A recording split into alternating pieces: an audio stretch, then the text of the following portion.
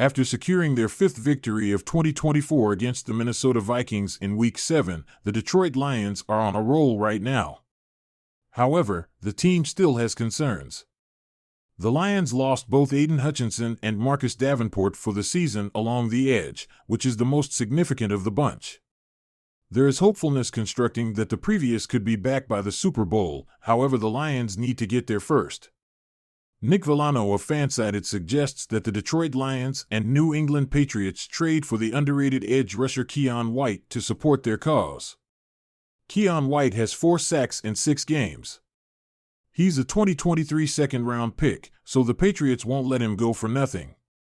He is a monster on the defensive line, 6 feet 5 inches, 285 pounds. It has everything the Lions will look for. White is good enough to take over for Hutchinson in the short term, and when he returns, whether that's the playoffs or next season, he's good enough and cheap enough to play alongside Hutchinson. White quietly has had a great season thus far. In 6 games, the 2023 second-round pick has 22 pressures and 4 sacks, 3 more than he had last year. White would likewise offer a modest, long-term arrangement, as he's just in the second year of his youngster bargain. This is important because the Lions paid a lot of money to their core players this year, and if Davenport isn't brought back, Detroit will have a hole to fill along the edge next year. The problem is that the Patriots would have no good reason to part ways with him.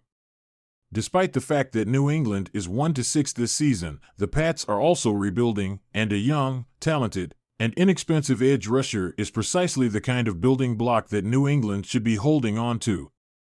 It's implied that senior supervisor Brad Holmes ought to be keen on White, assuming that he's made accessible. However, we wouldn't rely on the Taps doing that, accepting Holmes coming through with a Guardian-type offer.